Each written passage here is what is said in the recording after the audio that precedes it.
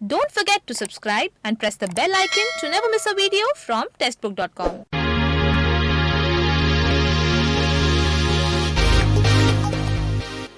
One pass for 100+ government exams, जिसमें आपको मिलेंगे 100 से भी ज़्यादा कोर्सेज, 3500+ मॉक टेस्ट, 500 से भी ज़्यादा PDF स्टडी नोट्स आपको मिलेगा सिर्फ 149 रुपीज़ में।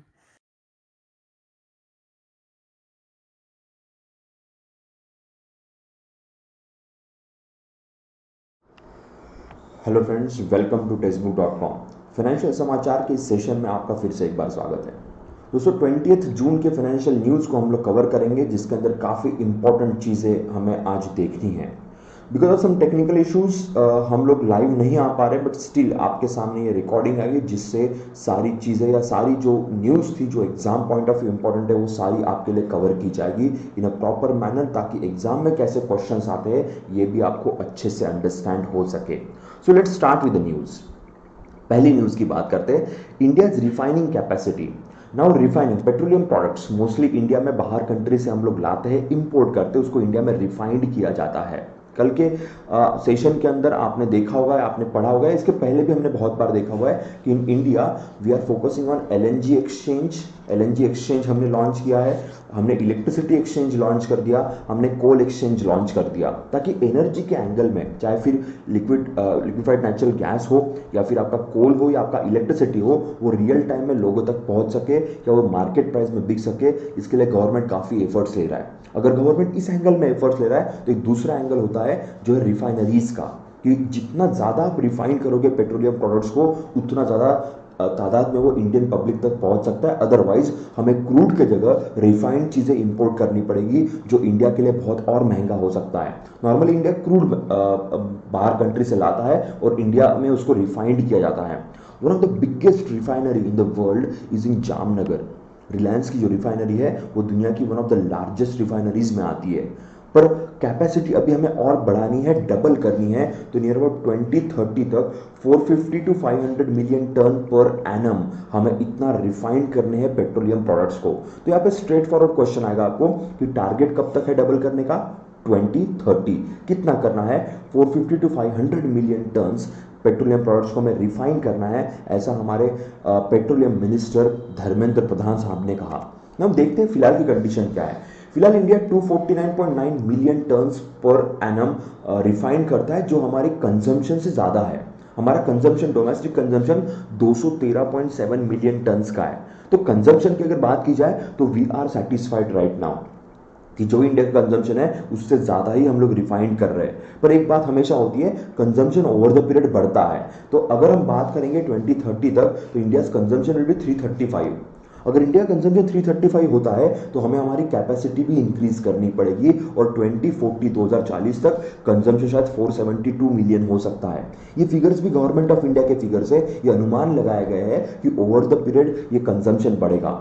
ऑब्वियसली पॉपुलेशन बढ़ेगा, डिमांड्स बढ़ेगी, इंडस्ट्रीज बढ़ेगी, तो ओवर द पीरियड कंजम्पशन बढ़ने वाला है। तो ये जो प्रोडक्शन है, ये प्रोडक्शन हमें हेल्प नहीं करने वाला है। ये जो रिफाइनरीज है ये हमें हेल्प नहीं करेगी। हमें और बड़ी रिफाइनरीज और हमें कोई नई रिफाइनरीज इंस्टॉल करनी पड़ेगी। तो इसीलिए एफर्ट्स लिए जा रहे हैं कि 2030 तक इंडिया में कम से कम हम 500 मिलियन टन्स अगर रिफाइंड कर पाए तो भाई हमें बिल्कुल भी टेंशन नहीं रहेगा। तो 2030 ही हमने टारगेट खुद के लिए सेट करके रखा हुआ है। ओके, अब देखते हैं कि रत्नागिरी प्रोजेक्ट जो महाराष्ट्र के अंदर रत्नागिरी है, Konkan area of the Maharashtra, वहाँ पे एक नई रिफाइनरी बन रही है। 60 मिलियन टन इनिशियली ये बनने वाली है, पर एनम 60 मिलियन टन का ये प्रोडक्शन करेगा इनिशियल लेवल पे।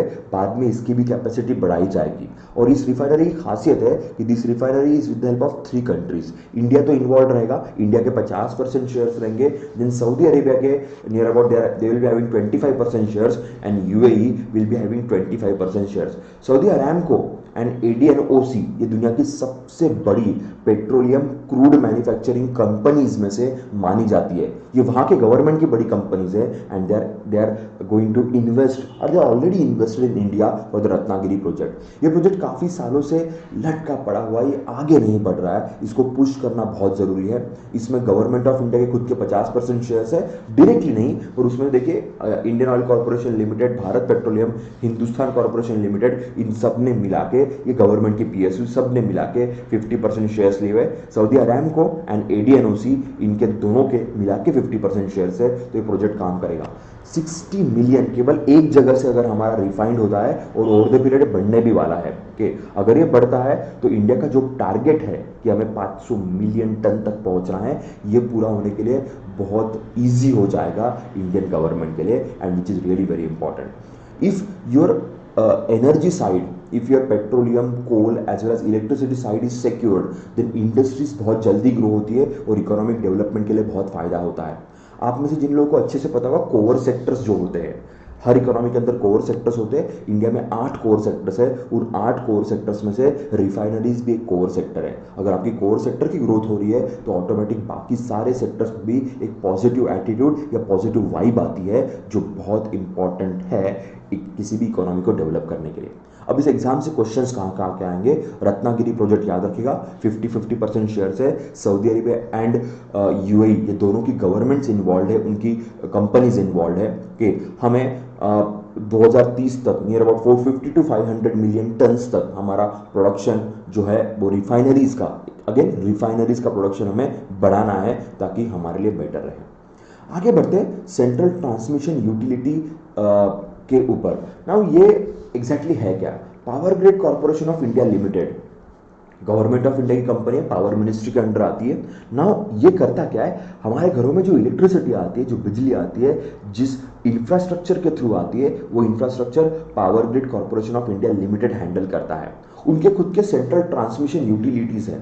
सेंट्रल ट्रांसमिशन यूटिलिटीज का मतलब होता है कि they are actually going to provide electricity to at your places. पर हो क्या रहा है, power grid corporation of India limited इन्होंने खुद ही सेंट्रल ट्रांसमिशन यूटिलिटी बना के रखी है जो उनके कंट्रोल में है, और यहाँ पे थोड़ा सा काम इफेक्टिव तरीके से नहीं हो रहा है। इसलिए गवर्नमेंट ने कहा है PGCIL को कि आप इसको अलग कर दीजिए। तो इसके बाद जो है ना, सेंट्रल ट्रांसमिशन यूनिट जो प्रोजेक्ट्स है ये अलग तरीके से काम करके, इनका बोर्ड अलग रहेगा, इसके अकाउंटिंग अलग होगी, और ये कंप्लीट तरीके से इसके अंदर सब्सिडरी के हिसाब से काम करेगा। With separate accounting and the board structure. इसका फायदा ये है कि CTU विल वर्क लाइक अ अलग डिफरेंट कंपनी, एक डिफरेंट कंपनी की तरह काम करेगा, तो इन्वॉल्वमेंट नहीं रहेगी।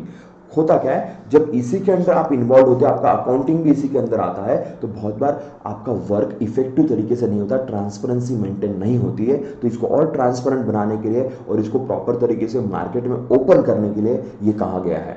अब इसके पीछे रीजन क्या है? इसके पीछे रीजन ये क्या है, आपको पता होगा, कुछ दिनों पहले हमने RTM वाला न्यूज देखा था, real time market for electricity.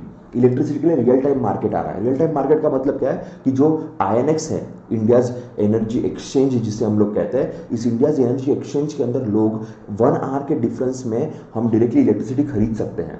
कि फॉर एग्जाम्पल सपोज मैं घर पे बैठा हूँ कि और मुझे मेरे सोसाइटी के लिए इलेक्ट्रिसिटी चाहिए, तो 1 आवर का गैप लेके I can purchase online from this spot market और this future market called as INX, जो न्यू दिल्ली में काम करता है, वहाँ से हम खरीद सकते हैं। Same market is created for the natural gas and same market is created for the coal. तो इंडिया में ऐसा होगा कि आपको रियल टाइम में मार्केट वैल्यू में अगर चीज़ें खरीदनी है तो आप खरीद सकते हो, बिकॉज इन सब पे जो जितनी की मैंने बात की, तीनों की, LNG, कोल या फिर इलेक्ट्रिसिटी, इसके ऊपर बहुत बार गवर्नमेंट का कैप होता है, गवर्नमेंट का रेगुलेशन होता है, तो यहाँ पे सप्लाई प्रॉपरली नहीं हो पाता। पर अगर आपको सप्लाई स्मूथ करना है, बिना किसी हिंडरेंस के करना है, तो आपको ये सारी चीज़ें क्रिएट करना जरूरी है। तो हमने मार्केट तो बना दिया, अब मार्केट को इंफ्रास्ट्रक्चर भी होना चाहिए जो स्मूथ तरीके से काम करे। PGCIL के अंदर जब ये काम करता है, जो प्रोवाइडर है कि जिसको हम लोग CTU कहते हैं, यहाँ पे बड़ी तकलीफ आती थी, and that's why government of India decided कि क्यों ना इसको अलग सब्सिडरी बनाया जाए। गवर्नमेंट के अंडर ही रहेगी, ये सब्सिडरी भी गवर्नमेंट के अंडर रहेगी, बट ये इंडिपेंडेंट अकाउंटिंग में काम करेगी, जो रियल टाइम मार्केट को हेल्प कर सकता है। ठीक है, आगे बढ़ते हैं। Now Coal Ministry and the FICCI initiated the e-auction process of 41 coal blocks for the commercial mining. आत्मनिर्भर भारत की जो प्रेस कॉन्फ्रेंसेस हुई थी उसमें से निर्मला जी ने एक बार अनाउंस किया था एक प्रेस कॉन्फ्रेंस में दैट कोल माइनिंग अभी ये प्राइवेट के हाथ में जाएगी और प्राइवेट या कमर्शियल तरीके से हम कोल माइनिंग कर सकते हैं। इसी के धरती पे 41 कोल ब्लॉक्स को हमने ई ऑक्शन करवा दिया। मोदी साहब ने वीडियो कॉन्फ्रेंसिंग के थ्रू ये प्रॉपर तरीके से कर दिया है। अब इंडिया के कोल माइनिंग में गवर्नमेंट ऑफ इंडिया का इन्वॉल्वमेंट बहुत ज़्यादा था। यहाँ पे बहुत रेगुलेशंस थे, रेस्ट्रिक्शंस थे, लाइसेंसिंग थी। अब इसको कंप्लीटली लिबरलाइज करने की बात गवर्नमेंट ऑफ इंडिया ने कर दी है कमर्शियल एंगल में, तो प्राइवेट का इन्वॉल्वमेंट काफ़ी ज़्यादा यहाँ पे बढ़ जाएगा। इसका फ़ायदा ये, अगर प्राइवेट का इन्वॉल्वमेंट बढ़ता है या प्राइवेट प्लेयर्स यहाँ पे आते हैं तो ऑटोमेटिकली इंडिया में बिजनेस काफ़ी बढ़ेगा। Already India is the 4th largest coal manufacturer, but still India is the 2nd largest importer. देखिए, हम वर्ल्ड में 4th लार्जेस्ट कोल मैन्युफैक्चरर है, कि कोल हमारे कंट्री में मिलता है, बनता है, 4th largest, we are the producers, okay, but still we are the 2nd largest importer. इसका मतलब है कहीं ना कहीं एफिशिएंसी मैच नहीं हो रही है, कहीं ना कहीं कुछ गलतियां हमारे यहाँ हो रही है। ओके, देखिए जो ऑक्शन है उसमें 20,000 crore revenue annually to the state government. ये जो ऑक्शन हुए प्राइवेट की वजह से, इसकी वजह से स्टेट गवर्नमेंट जो है, जहाँ जहाँ जिस स्टेट के अंदर ये रहेगा, टोटल स्टेट्स की अगर बात की जाए तो near about 20,000 crore revenue state governments के लिए जनरेट हो रहा है एंड 33,000 करोड़ का रेवेन्यू ये जनरेट हो रहा है फॉर दी सेंट्रल गवर्नमेंट। देखिए, central is expected to garner 33,000 crore which is a huge. याद रखना, यहाँ पे आपको एग्जाम में क्वेश्चन आएंगे कि एग्जैक्टली किसके लिए कितना पैसा जनरेट हो रहा है। State will be also very happy because they are going to get 20,000 crore, which is a huge amount of money for their treasuries. And it will be for the next 5 to 7 years. But obviously, धीरे धीरे ये बढ़ेगा। Extra revenue generated through the coal production would be spent on the welfare schemes. तो जो भी revenue generate हो रहा है, obviously ये वेलफेयर स्कीम्स पे खर्च करने के लिए काफ़ी अच्छा होगा। जैसे गरीब कल्याण योजना हमारे पास है या बाकी भी जितनी नरेगा जैसी योजनाएं हमारे पास होती है, यहाँ पे हम लोग अच्छे से स्पेंड कर सकते हैं। देखिए, upon attaining the peak rated capacity of 225 million tons, these mines will contribute about 15% of the country's projected total production in 25-26, 20-25 million tons तक हम लोग यहाँ पे प्रोडक्शन कर सकते हैं। एक और पॉइंट है जो आपके लिए बहुत इंपॉर्टेंट है, central government had already decided to invest 50,000 crore to boost the coal output of 1 billion tons. 1 billion ton का हमें कोल का आउटपुट लेके जाना है। 225 मिलियन टन्स की अभी हमने बात की है, हमें इसको लेके जाना है 1 बिलियन टन आउटपुट तक। यहाँ पे 1 बिलियन टन पैसे की बात नहीं की गई, इसकी तरफ ध्यान रखना। 1 बिलियन टन कोल का आउटपुट करना है। अगर 1 बिलियन टन कोल का आउटपुट करना है, थोड़ा बहुत इन्वेस्टमेंट भी करना पड़ेगा। तो 50,000 करोड़ की इन्वेस्टमेंट की बात यहाँ पे गवर्नमेंट ने आत्मनिर्भर के टाइम पे की थी। याद रखना, कोल के बारे में आत्मनिर्भर 2-3 चीजें अनाउंस की थी। पहला, एक तो इसको हमें प्राइवेटाइज करना है, कमर्शियल माइनिंग अलाउ करनी है, गवर्नमेंट का इंटरफेयर कम करना है, 1 बिलियन टन तक कोल प्रोडक्शन लेके जाना है, जिसके लिए 50,000 करोड़ स्पेंड किए जाएंगे। उसी के तुरंत बाद कोल को भी हमने ऑनलाइन मार्केट में लाया है, या कोल को भी हमने ओपन मार्केट में लाया हुआ है, जिसको आप ट्रेडिंग कर सकते हो घर पे बैठ के। सो कोल माइंस में जाके वहाँ पे बोली लगानी या टेंडर्स इशू करने की ज़रूरत नहीं है। यहाँ बैठ के भी कोल का परचेज ये नॉर्मल तरीके से किया जा सकता है, जिसकी वजह से जो प्राइवेट इलेक्ट्रिसिटी कंपनीज है उनको कोल एक मार्केट रेट में मिलेगा, वाजिबी दाम में मिलेगा, तो सब लोग बेटर वे में फील करेंगे। जितनी डिमांड चल रही है उसके हिसाब से उसका रेट ऊपर नीचे हो सकता है, जिस तरीके से सप्लाई आ रहा है उसके हिसाब से उसका रेट ऊपर नीचे हो सकता है, and that is a really very good important thing. Now government का यह कहना है कि this will not only reform the coal mining sector of eastern and central India but also create lakhs of jobs for the local and tribal people in aspirational districts. ये सबसे important है। Aspirational district ये concept NITI Aayog ने दिया था एक 2-3 साल पहले। कंसेप्ट ये था कि इंडिया के जो सबसे बैकवर्ड डिस्ट्रिक्ट है उनको हम लोग एस्पिरेशनल डिस्ट्रिक्ट कहते हैं। अगर ये कोल माइनिंग वाला ज़्यादा कमर्शियल होता है तो एस्पिरेशनल डिस्ट्रिक्ट के अंदर ऑटोमेटिक जॉब क्रिएट हो सकते हैं। बिकॉज अभी सीन क्या होता है कि जो कोल के बिजनेस की बात करेंगे तो गवर्नमेंट के अंडर होता है, तो यहाँ पे जॉब्स क्रिएशन ये लिमिटेड होता है और केवल गवर्नमेंट जॉब क्रिएशन है, एग्जाम्स देके एंड ऑल अदर स्टफ। अगर ये प्राइवेट के हाथ में आता है तो जॉब्स बहुत लिबरल तरीके से बढ़ सकते हैं इंडिया में, ऐसा उनका कहना है। तो केवल स्टेट्स का डेवलपमेंट नहीं है, near about job creation, lakhs of jobs यहाँ पे क्रिएट होंगे। कितने होंगे उसके ऊपर भी बात करते हैं। देखिए 2.8 lakh people they might are going to get the jobs. Employment generation 2.8 lakh का एम्प्लॉयमेंट जनरेशन है। एक सेक्टर से या एक आपके डिसीजन से 2.8 लाख पीपल को अगर जॉब्स मिलता है तो विच इज वेरी गुड थिंग। उसमें देखिए 70,000 people will get the direct and 2,10,000 people will get the indirect jobs. ये सबसे इंपॉर्टेंट चीज़ है। इनडायरेक्ट जॉब्स का मतलब होता है कि डायरेक्टली कोल माइनिंग में वो काम नहीं कर रहे, डायरेक्टली कोल का एक्सकवेशन वो लोग नहीं कर रहे, वो उससे रिलेटेड बिजनेस में ट्रांसपोर्टेशन की बात की जाएगी, या फिर कैंटीन्स की बात की जाएगी, या फिर जो ट्रक्स का रिपेयरिंग है, या जो सारी चीज़ें होती है ना जहाँ पे कोल माइंस के लिए जो जेसीबीज यूज़ करेंगे, उसका सारी चीज़ों के लिए ये जॉब्स क्रिएट होंगे। तो 70,000 है, ये डायरेक्ट एम्प्लॉयमेंट है जो शायद डायरेक्टली इन कोल माइंस में काम करेंगे, और उससे रिलेटेड जितनी एक्टिविटीज़ है वहाँ पे कम से कम 2,10,000 जॉब क्रिएट हो सकते हैं, विच is a very very important thing. देखना कोल को हमने पहले 41 ब्लॉक्स को कमर्शलाइज कर दिया, प्राइवेटाइज कर दिया। ये अनाउंसमेंट आत्मनिर्भर भारत की थी।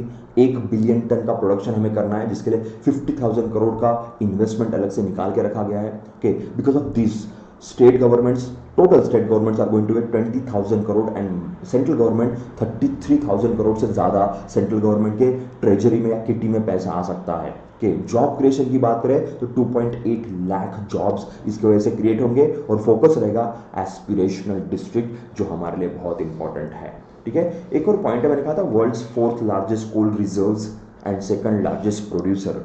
अगर हमारे पास इतना है कोल तो वाई इसको और थोड़ा एक्सटेंड कर सकते हैं, तो हमें सॉरी 2nd लार्जेस्ट प्रोड्यूसर भी हम लोग, but still we are the 2nd largest importer. हम इंपोर्टर भी है, तो हमें इंपोर्ट, देखिए तो थोड़ा वहाँ पे गलती हो गई थी स्टार्टिंग में। 4th लार्जेस्ट रिजर्व्स हमारे पास है एंड 2nd लार्जेस्ट प्रोड्यूसर हम है, still we are the 2nd largest importer also. तो यहाँ पे थोड़ा सा प्रॉब्लम होता है इंडियन गवर्नमेंट को, जिसकी तरफ ध्यान देना जरूरी है। देखिए एक और, gasify around 100 million tons of coal by 2030 and 4 projects have been identified. Now gasification का मतलब है कि जो कोल है, कोल माइनिंग से हम गैस भी क्रिएट करेंगे, तो वहाँ से एक अलग इलेक्ट्रिसिटी प्रोडक्शन हो सकता है। कोल बेडेड मिथेन, जिसको हम लोग नॉर्मली कहते हैं कोल बेडेड मिथेन, CBM, इसका ना इंडिया में प्रोडक्शन बहुत कम होता है। यूएस जैसी कंट्री ये कोल को एक्सकैवेट करने से पहले कोल बेडेड मीथेन को एक्सकैवेट करती है, बिकॉज कोल के ऊपर एक लेयर होती है मीथेन की, जिसको अगर एक्सकैवेट करेंगे तो काफ़ी चीज़ें अच्छी हो सकती है और काफ़ी तरीके से इलेक्ट्रिसिटी प्रोडक्शन में हेल्प हो सकती है। इंडिया उसके ऊपर भी टारगेट कर रहा है, उसको भी प्रोड्यूस करने की बातें गवर्नमेंट ऑफ इंडिया कर रही है, जिसके लिए 20,000 करोड़ हम लोग इन्वेस्ट कर रहे हैं। तो ये पॉइंट भी याद रखना, 2030 तक हमें 100 मिलियन टन्स का कोल बेडेड मीथेन के ऊपर वर्क करना है। ठीक है, so that is all about this news. आगे बढ़ते, बहुत अच्छी न्यूज़ है स्टेट गवर्नमेंट के लिए, specially for the UP provided 57 lakhs 12,975 migrant workers और हाईएस्ट अंडर नरेगा के अंदर सबसे ज़्यादा एम्प्लॉयमेंट प्रोवाइड करने वाला स्टेट यूपी बन चुका है, विच is a really very important thing. Okay, ध्यान दीजिए 56,981 विलेजेस के अंदर ये एम्प्लॉयमेंट क्रिएट किया, 57 लाख से ज़्यादा लोगों को एम्प्लॉयमेंट मिला है, which is really a good news. The reason is that ये सारे माइग्रेंट थे, ये मुंबई दिल्ली जैसे बड़े बड़े सिटीज़ में काम करने वाले लोग थे। बिकॉज ऑफ कोरोना ये माइग्रेट हो गए, और माइग्रेशन के बाद इतना ज़्यादा एम्प्लॉयमेंट किसी स्टेट ने बनाया, which is a very good reason, a very good thing. This employment is 18% of total work generated under the Mahatma Gandhi NREGA act in the country. Means country में जो भी नरेगा के अंदर वर्क जनरेट किया गया था, बिकॉज नरेगा के अंदर जो वर्क जनरेट करते हैं स्टेट गवर्नमेंट या सेंट्रल गवर्नमेंट वर्क जनरेट करती है, जहाँ पे लोगों को डेली बेसिस पे वेजेस पे हायर किया जाता है, कि उसमें से 18% ये केवल एक स्टेट के अंदर आ रहा है, 18%, which is a very good thing. UP followed by Rajasthan which has generated 53.45 lakh workers, then Andhra Pradesh 36, then West Bengal 26 and Madhya Pradesh 23.95 lakh workers. तो इस तरीके से चीज़ें आ रही है, ध्यान देना यूपी सबसे ज़्यादा सबसे ऊपर आ रहा है। देखिए maximum number of workers in UP have been engage in Sitapur district. Again बहुत स्पेसिफिक अगर जाना है तो सीतापुर डिस्ट्रिक्ट याद रखना, फॉलोड बाय बस्ती। बस्ती में नहीं गए तो भी चलेगा, पर सीतापुर याद रखना। यहाँ पे 1.91 लाख का एम्प्लॉयमेंट केवल एक डिस्ट्रिक्ट के अंदर क्रिएट किया गया, which is really really big news. It has generated 7.93 crore man days. Man days का मतलब है कि how many people work and for how many days, इस तरीके से उसको कॉम्बिनेशन में क्रिएट किया जाता है। 7.93 crore man days they have created over year, which is again a very good sign. इस न्यूज़ में काफ़ी फैक्ट्स है, काफ़ी फिगर्स है। सबसे बड़ा स्टेट जिसने एम्प्लॉयमेंट जनरेशन किया, कितने लाख का किया, सेकंड स्टेट कौन आता है, यूपी के अंदर सबसे बड़ा डिस्ट्रिक्ट कौन है जिसमें कितना एम्प्लॉयमेंट जनरेशन किया गया। देखिए total 18 lakh construction workers have been return to the states. Of them 6.71 lakh are rural areas and 8.86 lakhs from the urban areas। यहाँ पे नरेगा में नॉर्मली रूरल एरिया के लोगों को जॉब क्रिएशन की जाती है, पर यहाँ पे लोग सिर्फ रूरल एरिया में नहीं रुके, इन्होंने अर्बन एरिया के अंदर भी जॉब क्रिएशन किया हुआ है। मीन्स अर्बन एरिया में काम करने वाले लोगों को भी नरेगा के अंदर इन्वॉल्व करके उनको भी जॉब दिया, क्योंकि काफ़ी लोग माइग्रेट हुए। बहुत जगह पे कंस्ट्रक्शन साइट्स होती है, यहाँ पे काफ़ी लेबर काम करते हैं और वो सारे माइग्रेटेड लेबर होते हैं, इसलिए this point is really very important. About 41,000 workers are engaged in 3,000 projects of public works department and another 20,000 in 926 projects of housing development and the board। Okay, these are the points कि कहाँ उनका काम या उनको work provide किया गया। It will be okay, it's not a big deal over here। Okay, आगे बढ़ते हैं। देखिए The highest single day engagement of the labor stood at 14 lakh। Mean single day पे कितने लोग अगर हुए तो मैक्सिमम 14 लाख तक जा रहे हैं, 14 लाख एक दिन में। देखिए ये जो बात की जा रही है 57 lakh employment and etcetera etcetera, ये सारे रोज नहीं है, सारे रोज नहीं है। टोटल जितने भी नरेगा के अंदर एम्प्लॉयमेंट मिला गया है, अब कुछ लोगों ने कंटिन्यूएशन में काम किया, कुछ लोगों ने केवल 100 दिन का रोजगार किया, कुछ लोगों ने बीच में काम छोड़ दिया, टोटल मिला के हम टारगेट अचीव कर रहे हैं। पर एक दिन में एक साथ कितने लोग काम कर रहे थे अलग अलग जगहों पे यूपी के अंदर, तो आपका 14 लाख जाता है। पहले वो 9 लाख ही था एक दिन में। इसका मतलब है गवर्नमेंट की कैपेसिटी काफ़ी बढ़ गई है, गवर्नमेंट काफ़ी लेवल तक लोगों को एम्प्लॉयमेंट प्रोवाइड कर सकती है। नेक्स्ट न्यूज़ के ऊपर आते हैं एडीबी का फोरकास्ट। ना हमने काफ़ी दिनों से देखा है कि जब से कोरोना का प्रॉब्लम आया है, बहुत सारी रेटिंग एजेंसीज इंडिया के जीडीपी को नीचे लेके जा रही है, कॉन्ट्रैक्ट कर रही है। यहाँ पे एक और चीज़ है एडीबी, एशियन डेवलपमेंट बैंक, इन्होंने भी इंडिया का जो जीडीपी है वो 4% पे कॉन्ट्रैक्ट कर दिया है। इनका एक है डेवलपिंग एशिया नाम का कंसेप्ट। डेवलपिंग एशिया क्या होता है, जो 40 मेंबर्स है एडीबी के अंदर, उन मेंबर्स को डेवलपिंग एशिया मेंबर्स कहते हैं, या डेवलपिंग एशिया उनको नाम दिया जाता है। तो उनका कहना है कि वहाँ पे 0.1 के ये जो ग्रोथ है ये केवल 0.1% रहेगी। फोरकास्ट देखिए केवल 0.1 लिखा हुआ है। यहाँ पे एक्सक्लूडिंग है हांगकांग के जो चाइना वाला पार्ट है, then Republic of Korea, Singapore, Taipei, इन जगहों को छोड़ के, ये जगह छोड़ के बाकी rest of the Asia is going to contract, वो कॉन्ट्रैक्ट होने वाला है, ऐसा उनका कहना है। Developing Asia refers to the group of 40 countries that are members of the ADB. ये पॉइंट बहुत इंपॉर्टेंट है कि डेवलपिंग एशिया किसे कहते हैं, जितने 68 मेंबर्स है एशियन डेवलपमेंट बैंक में से, उसमें 40 मेंबर्स जो एशिया से बिलोंग करते हैं, इनको हम लोग डेवलपिंग एशिया कहते हैं। इंडिया भी उसका एक पार्ट है। साउथ एशिया देखिए, साउथ एशिया जहाँ पे इंडिया आता है वहाँ पे हमारा कॉन्ट्रैक्शन इज 3%, 3% से कॉन्ट्रैक्ट होगा पूरा साउथ एशिया, और इंडिया ये 4% से कॉन्ट्रैक्ट होने वाला है। ओके, फाइनेंशियल 21-22 की बात करें तो ये 4.9% से ग्रो होगा पूरे एशियन रीजन के लिए। ठीक है, इसके पहले जो रिपोर्ट्स आए थे उसमें से वर्ल्ड बैंक का रिपोर्ट था, उन्होंने इंडिया का ग्रोथ 3.2% से श्रिंक किया था। मूडीज, फीच, एस&पी, इन सब ने मिलकर इंडिया का ग्रोथ प्रोडक्शन या ग्रोथ ये 4 to 5% से रिड्यूस किया था या कॉन्ट्रैक्ट किया था। इवन आरबीआई ने भी 3 to 3.5% पे इंडिया का ग्रोथ को कॉन्ट्रैक्ट किया हुआ है। So everyone contracted the growth अगर कॉन्ट्रैक्ट होती है तो ऑटोमेटिकली हम लोग निगेटिव ग्रोथ के अंदर जाने के चांसेस ज़्यादा होते हैं। ये रिपोर्ट्स है, ये स्पेकुलेशंस है, इसको रिपोर्ट्स के हिसाब से ही देखिएगा, इसको ज़्यादा ईगो पे या ज़्यादा दिल पे लेने की जरूरत नहीं है। गवर्नमेंट देखेगा इसके बारे में क्या करना चाहिए, पर ये प्रोजेक्शंस है, प्रोजेक्शंस कोई भी दे सकता है, इसलिए सामने वाले को क्रिटिसाइज करना जरूरी नहीं होता है। ओके, याद रखना ये उनका काम है, they are just doing the work so that हमें पहले से पता चले कि हमें डेवलपमेंट करना जरूरी है। ठीक है, आगे बढ़ते। Saudi Arabia's public investment fund buys 2.32% stakes in Jio platform for 11,367 crores. Another big investment into Reliance. केवल 58 डेज के अंदर मुकेश अंबानी साहब ने रिलायंस जियो का जितना लोन था वो सारा लोन खत्म कर दिया। 1.61 लाख करोड़ के आसपास लोन था ऑन रिलायंस। तो उन्होंने काफ़ी शेयर्स बेचे, काफ़ी राइट शेयर्स भी बेचे, काफ़ी इन्वेस्टमेंट गैदर किया और केवल 58 डेज के अंदर सारा का सारा लोन रिलायंस के ऊपर से हट गया। Now Reliance is the first Indian company जो 150 बिलियन डॉलर्स के कैटेगरी में आती है, पहली इंडियन कंपनी है इतने बड़े लेवल के कैटेगरी में आती है। ना अभी जो इन्वेस्टमेंट मिला है ये 11वां इन्वेस्टमेंट है और ये 11वां इन्वेस्टमेंट सऊदी अरेबिया से आया हुआ है। उन्होंने कम से कम 2.38 लाख। अभी तक बात की जाए, देखिए फिलहाल जो इक्विटी वैल्यू है, जो फिलहाल जो शेयर्स की वैल्यू है मार्केट में वो 4.91 लाख करोड़ है जियो के लिए, क्योंकि बहुत डिमांड है जियो की तो ऑटोमेटिक उसकी वैल्यू बढ़ चुकी है, which is very good sign. Total Reliance Jio की बात करें तो 75.3% स्टेक्स रिलायंस जियो के ये रिलायंस होल्डिंग्स के पास है एंड 24.7 ये इन्वेस्टर्स के पास गए हैं जिनको शेयर्स बेचे गए। अब बात करते हैं पब्लिक इन्वेस्टमेंट फंड की, पीआईएफ की।